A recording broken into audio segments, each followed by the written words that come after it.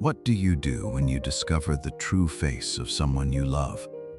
When you see cruelty where there should be kindness? This is a story about a man who made a choice, and that choice changed everything. Not just for him, for everyone around him. His name was Marcus, 42 years old, successful businessman, six-figure income, beautiful house in the suburbs. Everything looked perfect from the outside. He'd been married to Catherine for 15 years. She was elegant, polished, perfect hostess at dinner parties. Everyone admired them. The perfect couple, the perfect life. Living with them was Marcus's mother, Elena, 78 years old, widowed 5 years earlier. She'd moved in after his father died. Marcus insisted. She was family. She deserved to be cared for, to live her final years in comfort and love. Marcus worked long hours, building his company, providing for his family. He trusted Catherine completely, trusted her to manage the household, to care for his mother while he was away. He had no reason to doubt. Catherine was always warm to Elena when he was home, smiling, attentive, asking about her day, bringing her tea, the picture of a devoted daughter-in-law. Marcus saw what he wanted to see, a happy home, a loving family, everything in its place. Elena never complained, not once.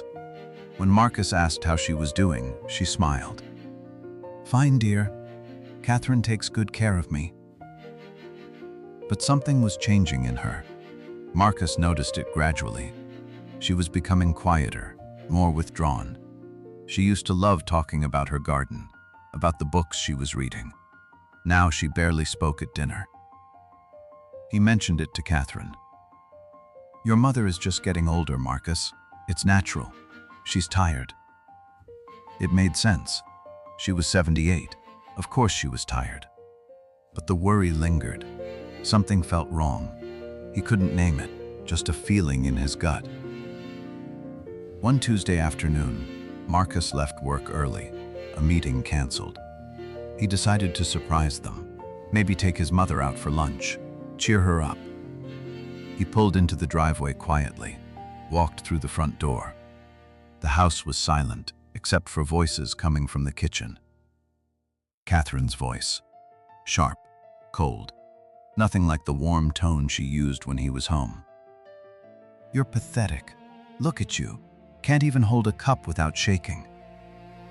Marcus froze, his hand on the doorknob, his heart suddenly pounding. His mother's voice, small, frightened. "I'm sorry, I'm trying." "Trying? You're useless, a burden. Do you know how much work you create for me? How much I have to do because you're here?" Marcus felt something crack inside his chest. He moved toward the kitchen, silent. Each step felt like walking through water. He reached the doorway, looked inside. Catherine stood over Elena. His mother sat at the table, hands trembling, tears on her wrinkled cheeks. There was spilled tea on the table, the cup overturned.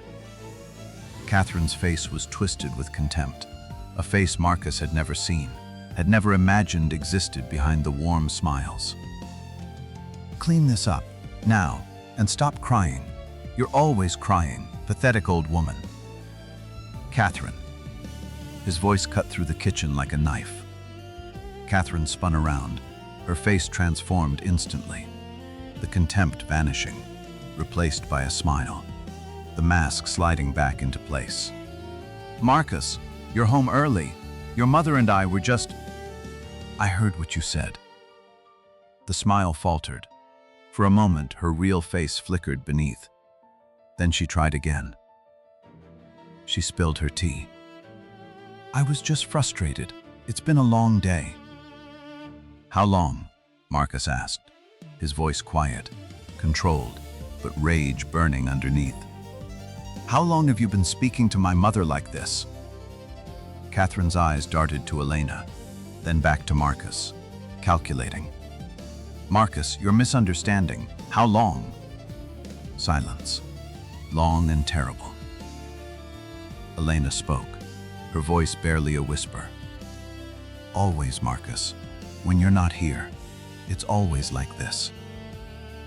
Marcus looked at his mother, really looked at her, saw the fear in her eyes, the way she held herself small, trying to take up less space, less air, as if existing was an inconvenience. How had he not seen it? How had he been so blind? He thought of all the times he'd come home, Catherine greeting him with a smile, his mother quiet at dinner. He'd attributed it to age, to tiredness, never to fear, never to cruelty happening in his own home while he was away. She's lying, Catherine said, her voice harder now, the warm mask slipping. Your mother is confused. She's old. She imagines things. You know how elderly people can be. Don't. Marcus held up his hand. Don't insult my intelligence, and don't insult my mother. He walked to Elena, knelt beside her chair, took her shaking hands in his. I'm sorry, Mom. I'm so sorry I didn't see. I should have protected you. Elena's tears flowed freely now, not from fear, from relief, from finally being believed. Marcus stood, looked at Catherine, this woman he'd shared 15 years with, this stranger wearing his wife's face. Pack your things. You have until tomorrow morning. Then I want you out of this house. Catherine's face went white, then red, then the mask shattered completely. You're choosing her over me? That useless old woman over your wife? Do you know what I've sacrificed? Living with your mother? Dealing with her every day? Dealing with her?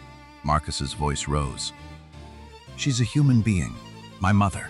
She raised me, loved me, gave everything for me, and you treated her like garbage, in my home, while I trusted you. Marcus, please. The warm voice returning, one last attempt at manipulation. I love you. We can work this out.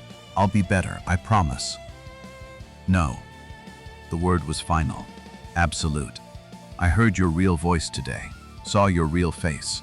That's who you are, and I won't have that person near my mother ever again. He turned to Elena, helped her to her feet, gentle, careful. Come on, Mom. Let's get you somewhere comfortable, somewhere safe. As he led his mother out of the kitchen, Elena whispered, I'm sorry. I didn't want to cause trouble. I didn't want to ruin your marriage. Mom.